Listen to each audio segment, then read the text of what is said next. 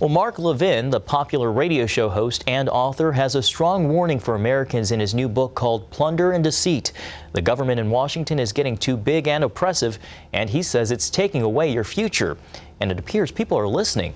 Levin's book has hit #1 on the New York Times bestseller list. David Brody recently sat down with him for a closer look at his latest message to the masses. On the radio, Mark Levin pulls no punches with his millions of listeners. We're fighting for our society and the Constitution. What are they fighting for? To take it all away from us. And as an author, he's fighting mad, too. In his latest book, Plunder and Deceit, he has a strong, clear warning for America, taking direct aim at what he sees as the threat posed by a growing, powerful federal government. It's transitioning into something that is more oppressive and coercive, and it's transitioning to something that is not constitutional. And Levin says it's the next generation that will be in the crosshairs. That's the focus of the book, a clinical, factual dissection of how liberal federal government policies, be they social, environmental, or economic, are ruining the future. Future generations don't vote. They don't exist yet.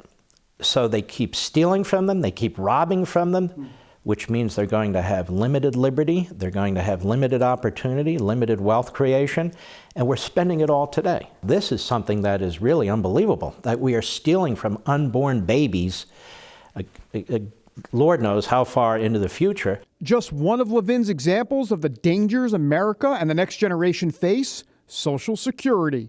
The long-time entitlement program needs structural changes to survive. And while solutions to change it have been around for years, nothing is being done. Not only that, Levin lays out the case that Social Security is already technically bankrupt. I don't even think people who receive these benefits know what's going on.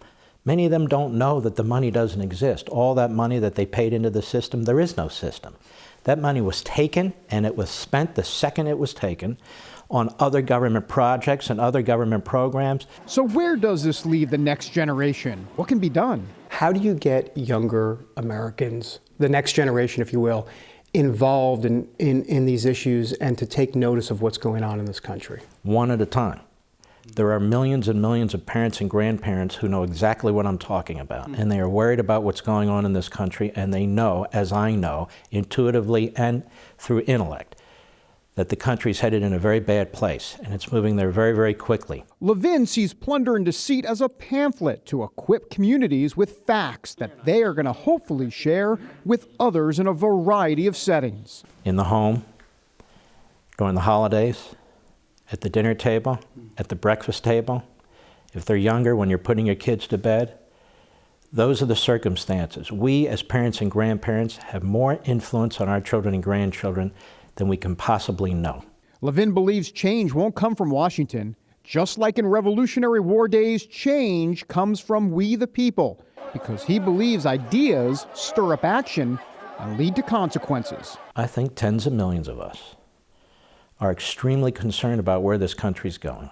Maybe we're in the majority, maybe we're not. I don't know, but there are tens of millions of us, and that's a big army of people. If thousands of us, not even millions of us, let alone tens of millions of us, really take this seriously, you don't know where we can go with this, because in this great country, there are many great people who will do many great things. David Brody, CBN News, Washington.